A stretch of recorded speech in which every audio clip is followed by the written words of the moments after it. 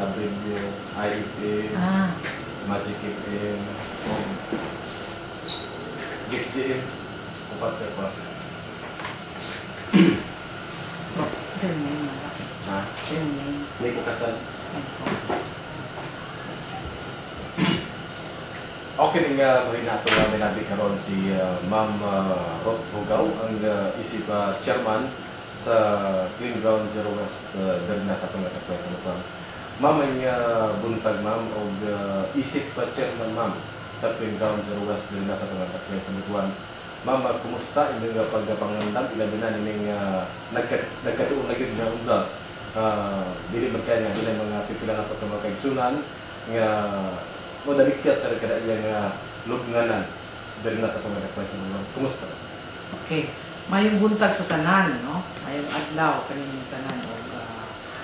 Ang city government, through the Clean Ground Zero Waste, is towards the direction of launching the no segregation of collection para sa November 11, 2011. That is 11-11-11. However, ang preparations naman ni Ani nag-continue, labi na yun sa kaning nagsing-abot na nato nga undas. So particularly on the sector or the committee that handles public facilities, ang cementerio is under kani sa economic enterprise ng city cemetery. Ang atong preparasyon diri sa Clean Ground Zero Waste is atong giandam ang katubitang mga informal settlers nato sa cementerio nga kini sila dili na magpahig-labi o magbuot-buot o butang sa ilang mga tindahan nga mo'y makakos sa kanat o sa trapiko. So atong giobserbaran nga ako pong giauhag ang mga naa dinha katong mga bisita sa ilang mga minatay nga mo-observe kita og traffic flow nato atong yung gipagwapa na karon dinha. Muna ang shoulders ni aning atong na obserbahan man gud sa mga niagi nga undas makakos og traffic kay ang atong mga kilid sa kalsada na ay mga shoulder na ay mga bundo ba sa kwan. So dila sila mo parking sa kalsada mismo. So isa ra atong entrance, padiretso exit. Hinlo ang kilid, ang road would only be pa sa vehicle nga mulabay. Dili walay mo pundo dinha, sa kilid sila. O ang atong waste segregation is in place now.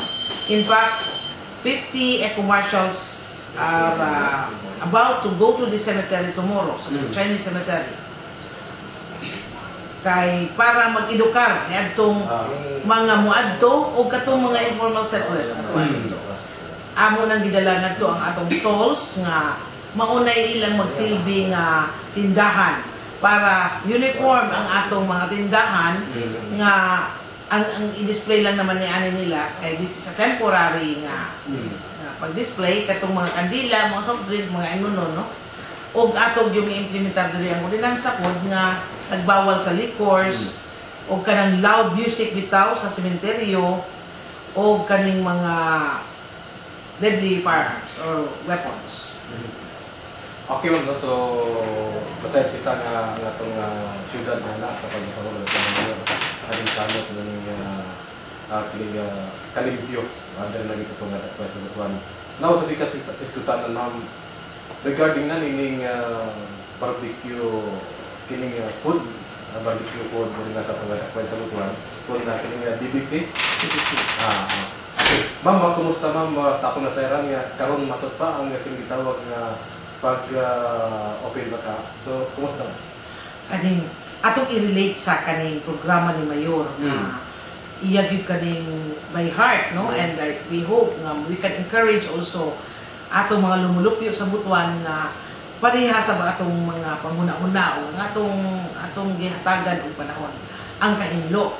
Because kanigong i-open nato nga PPP, this is the first public-private partnership nga nahitabo sa Butuan nga investment sa coke para ading atong idikurato nga barbecuehan nga dugay na gyud kini nga panahon nga daghan man kita mo ana yang kaon ako mo kusag-kusag makaon din ha pero dili ba siya mo pasar sa sanitation. So ako ning girelate ngadto sa programa ni Mayor Amante nga panghinlo sa Clean Ground Zero Waste because the only way for us to invite investors and to see PPP projects such as this nga kaning mga dagkong kumpanya mo tabang sa public sector is when they see nga naatay kusgan nga paglantaw sa kahinlo. So, morning Clean Ground Zero Waste actually is inviting investors. It is not enough that we know how to collect garbage, but we should know how to segregate it before we collect it. So, karon kung hinlo na, una na sa ilang mga dughan kini, sila na mismo ang ulihok na tempa. Dili ka na siya investor-friendly ng mga binuhatan. So, aside from this, ang atong i-launch kani siya, ato lang i-plastar kay na ay mga katong occupy manggod aning PPP project are those katong occupants na before. So i-raffle kani siya, usa nila masugdan. And they are eager na gid to occupy kaysa karon na-displace man ni sila katong paghimo nasa sa kilid sa sidewalk. And we all know nga ang sidewalk vendors are illegal vendors. Kay beyond commerce of man ang atong kalsada, ang atong mga sidewalks. So karon dili lang kini ang atong mga proyekto karon nga na ato yung gitutukan sa Clean Ground kaning atong pagpagwapa sa kilid sa Agusan River. We call it Butuan by the River. So kadtong mga wala pa naka-bisita ni ani, this is a park and every Friday, Saturday, Sunday, ang likod ni ani nga park gi-open na through the efforts of Councilor Colima sa Trade and Industry Committee sa Sanggunian. Friday, Saturday, Sunday, this becomes a night cafe. So daghan kay tao din ha, labi na og Domingo gikan sa simbahan, moadto sa park dayon, mo spill over. Ang atong direction karon gihinluan na nato ning tibuok straight from the Leon Kilat to Humabon to sa sunod ano niya nga si Katuna. Padulong na dahil dito sa foot of the bridge sa Magsaysay. Ang atong vision ni ani is himuon nato ni siya nga mura siya ang parking area at the same time didto magtianggi for the occasion sa for the season. Maybe kung mahuman nato ni panghinlo tanan gihinluan lang hinlo lang ni ta pwede mo introduce og structures or improvements dire kay danger area ni siya. So wala gali magtambak ni ani. As is nga itsura hinlo lang. Diya nato ibalhin ang mga buwak sa Agusan High. Kay gi-complain na po na sa Agusan High din ha.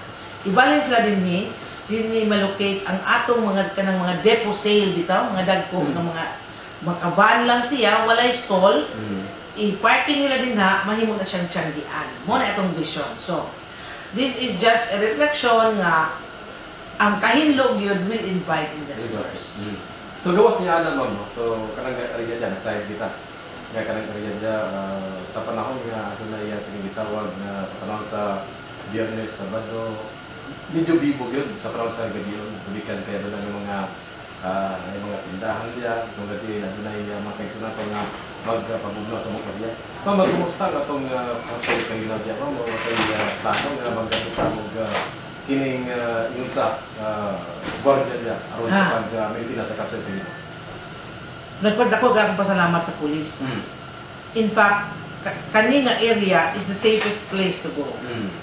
Kaning plaza gani noon napabiyaan na siguro na siya kay daghan niya, pero you visit by the river, Butuan by the river. Ang pulis na agad in town ga-monitor niya. Gawas pa sa akong enforcer sa economic enterprise. So, kani pud siya because this is being owned, the sense of ownership by the vendors, they maintain the peace and order. Mismo ang mga mamaligya ay diha, moray mo maintain. Kaya makaila sila kung kinsa magtinuto. Muna makita ni mo na siya nga area, it's a safe place.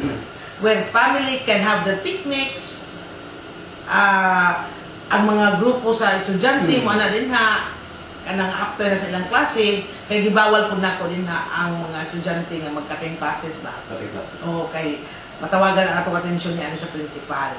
So, kung peace and order lang ang istoryahan, naagin ang pulis ng tao. Pasalamat gid ko ana sa ila.